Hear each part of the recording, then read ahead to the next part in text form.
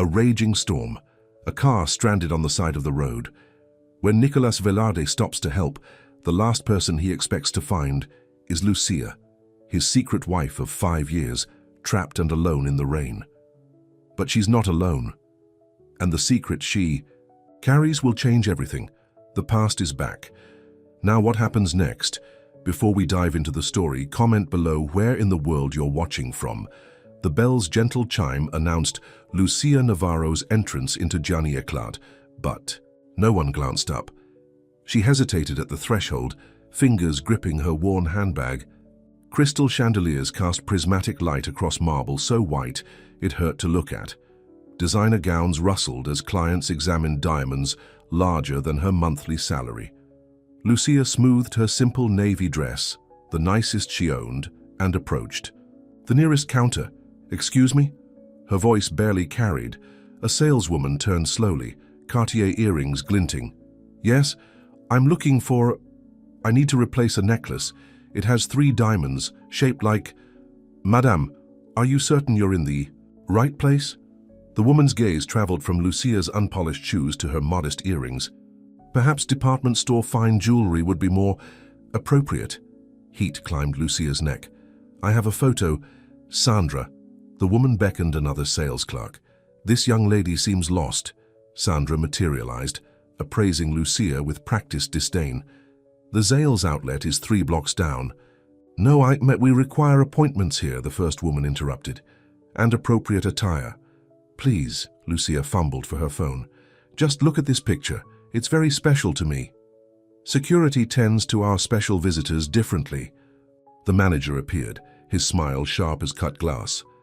"I'm sure you understand," Lucia's heart hammered. She'd prepared herself for this, rehearsed what to say when questioned, but the actual dismissal felt like drowning. "The diamonds are from..." "I'm afraid we must ask you to leave," the manager cut in. "We have actual clients arriving." Through glass doors, she glimpsed a woman in Chanel approaching. Lucia's cheeks burned as the staff ushered her out like debris before a storm. The sidewalk felt like sanctuary. She pressed her forehead against cool glass, watching her reflection shimmer among displays of impossible beauty. "Nicholas," she thought, "I've failed us again." 2 hours later, she stood in Gianni-Eclat's parking garage, keys trembling in her hand. Her old sedan looked pitiful beside Range Rovers and Bentleys. "Excuse me?" a voice echoed. She turned to see Salvador, Nicholas's driver. Step from the limousine she recognized instantly. Panic seized her throat. "Mrs. Velarde," he said quietly. "The manager would like to discuss something about your visit." How did you..." "Mr. Velarde has connections." Salvador opened her car door. "The manager is waiting inside." Her stomach clenched. "Did Nicholas..." "He's busy with the board, but he'll hear about this evening, ma'am. I suggest you handle it first." Inside, the boutique had transformed. Every employee stood at attention. The manager who'd dismissed her now wrung his hands, forehead glistening. "Mrs. Velarde, I sincerely apologize. We had no idea." "No idea what?" Her voice surprised herself, steady despite her thundering heart. "That Mr. Velarde..." He swallowed hard. "Please allow us to help you now." Fury and shame warred within her. "You couldn't help before?" "When I needed a simple necklace." "We serve hundreds daily," the manager stammered. "Sometimes appearances, sometimes you dismiss people before they can speak." She thought of every time she'd been overlooked, every time her quiet nature had been mistaken for insignificance. "Because they don't look wealthy enough." The room fell silent. "Get me the necklace I requested," she said. 3 diamonds, platinum setting, fast." 10 minutes later, she held the velvet box. Inside lay the replacement for the necklace she'd accidentally dropped down the hotel sink last week, the one Nicholas gave her during their secret honeymoon. "How much?" "No charge, ma'am, please, accept I'm paying." She placed her credit card on the counter, the personal one Nicholas insisted she have, though she'd never used it. "I want a receipt. For everything." As the transaction processed, she noticed Sandra's trembling hands, the first saleswoman's pale face. "Mrs. Velarde," the manager tried again. "If you could please tell Mr. Velarde we're deeply sorry." "I won't." She signed the receipt with deliberate care. "What happened?" "Here stays here. I'm not your messenger." Outside, Salvador waited. "Home, ma'am?" "The old apartment." She needed time to think. "Please." He drove in silence while she examined the necklace. Its diamonds caught city lights, throwing rainbows across her lap. The apartment, her former life, welcomed her with stale hair and dusty furniture. She'd kept it as retreat space, though Nicholas questioned the expense. Setting the new necklace on her vanity, she studied herself in the tarnished mirror.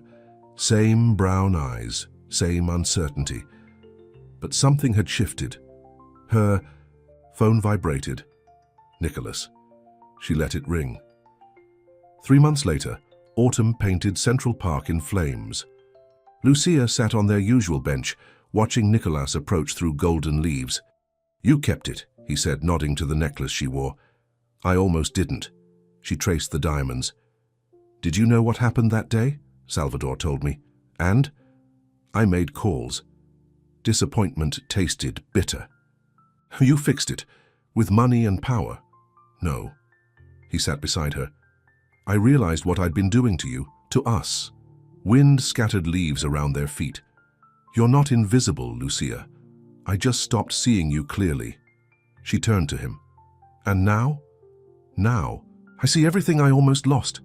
He opened his palm, revealing a key. "The deed. The store's ours now." "Nicholas, we don't need—" "Listen." He captured her hand.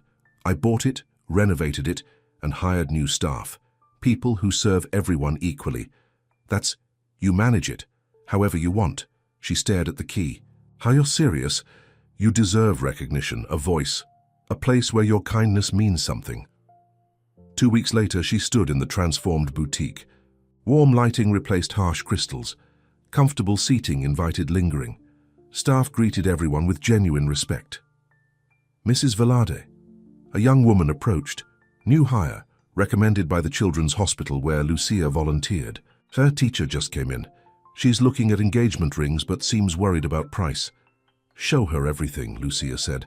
"Explain our layaway program and offer her tea." Watching the teacher's face transform from anxiety to possibility, Lucia felt something bloom in her chest. Recognition, perhaps, or purpose. That evening, Nicholas found her alone in the store checking inventory. "Happy?" he asked. "Getting there." She moved to straighten a display. "The staff meeting tomorrow, will you come? If you want me there. I want my husband here, not my investor." They stood together, their reflection multiplied in mirrors surrounding them. 3 months ago, she whispered, "I was invisible to them, to you. And now? Now I'm seen. But more importantly," she turned to face him, "I see myself clearly." Morning sun transformed jewelry displays into light sculptures. Lucia reviewed the night's sales reports, pleased with steady growth. The bell chimed. She looked up to find the woman from opening day, the one in Chanel who'd arrived as Lucia, was dismissed. Recognition flickered in both faces. "Oh," the woman began. "I didn't realize— I didn't expect—" Lucia smiled, remembering her own past, stammering. "How can I help you today?" "I need something for my daughter's graduation." "Of course. Would you like to see our new collection?" As she guided the customer through options, Lucia caught her reflection. Confident smile, steady hands, eyes that no longer begged for recognition, but offered respect instead. In the back office, the morning's email contained a message from Women's Business Association. They'd noticed the boutique's innovative approach to customer service and wanted to feature it in their magazine. Lucia printed the message, then picked up her phone. "Nicholas, the association wants to interview me." "About the store?" "About being a woman entrepreneur in luxury retail." She paused. "I'm nervous." "You shouldn't be. You've transformed this place. Will you come to the interview?" "Lucia, this is your story, not ours."